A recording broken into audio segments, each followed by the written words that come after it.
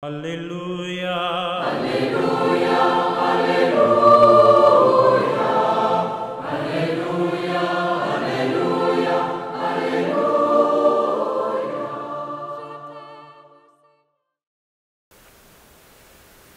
Le Seigneur soit avec vous.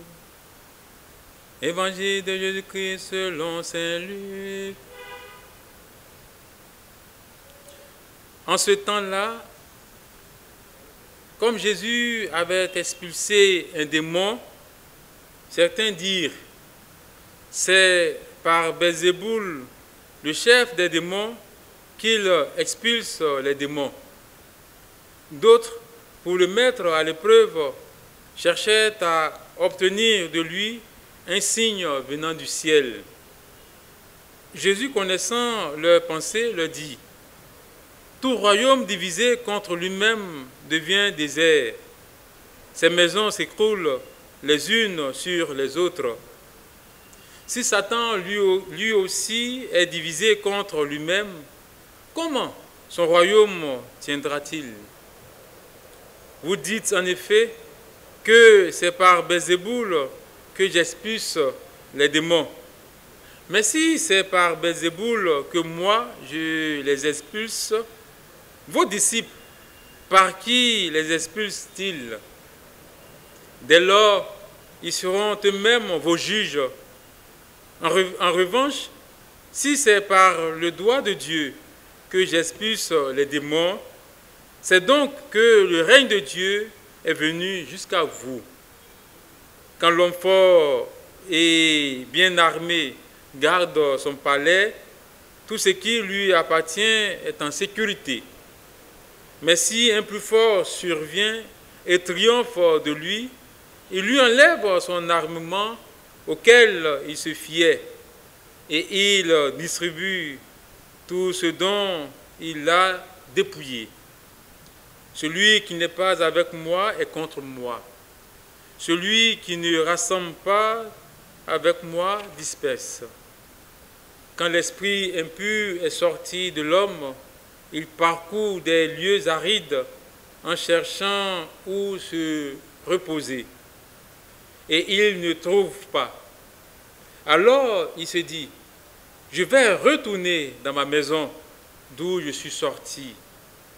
En arrivant, il la trouve balayée et bien rangée. Alors il s'en va et il prend d'autres esprits encore plus mauvais que lui, au nombre de 7. Ils entrent et s'y installent.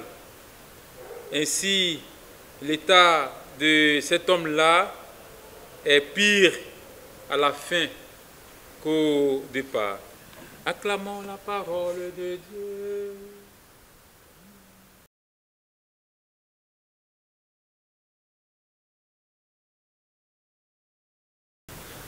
Chers frères et sœurs, l'Église aujourd'hui fait mémoire du pape Jean XXIII.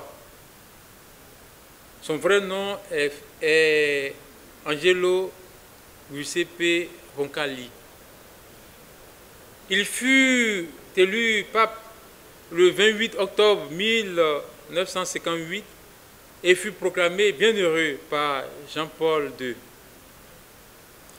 Il faut savoir que le pape Jean XXIII est l'un des papes qui a beaucoup travaillé à l'écuménisme en créant un conseil pontifical pour l'unité des chrétiens.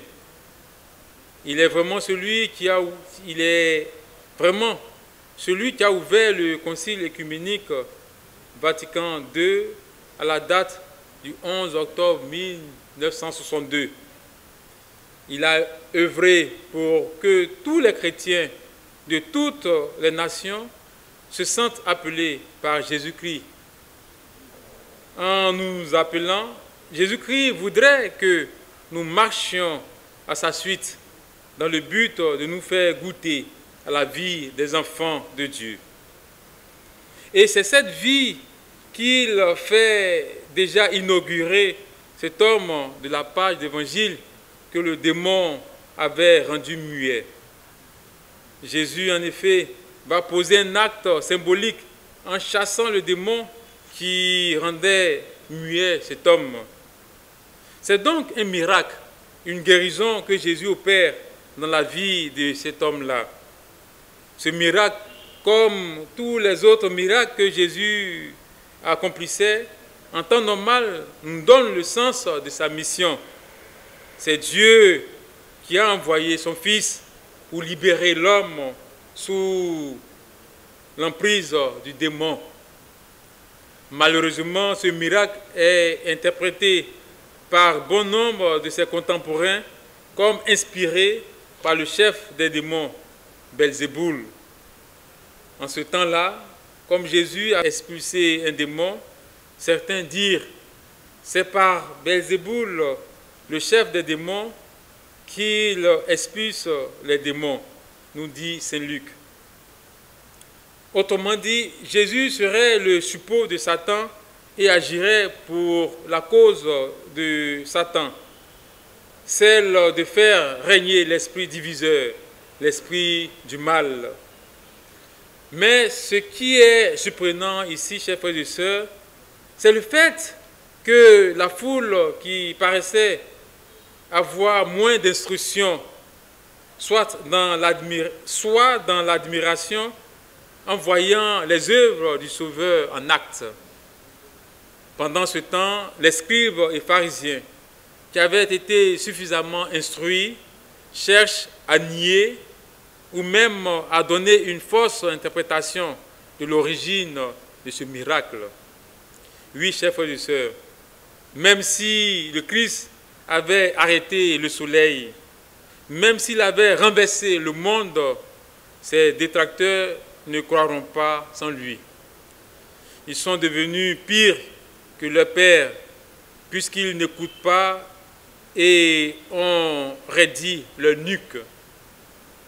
Nous voyons ici, chers frères et sœurs, que c'est par pure jalousie qu'ils en voulaient au Fils de Dieu. Cependant, Jésus ne se laisse pas décourager par quoi que ce soit. Il est venu pour nous sauver et il continue son chemin pour chasser les démons de nos vies et nous faire entendre la parole de vérité.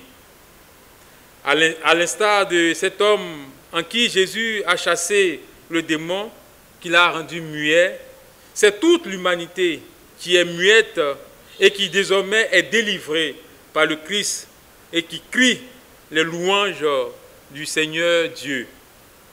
Nous sommes donc invités, chers frères et sœurs, à nous laisser toucher par le Christ pour qu'il nous guérisse de tous nos maux, afin de louer sans cesse Dieu, son Père, et de l'adorer en tout temps et en tout lieu.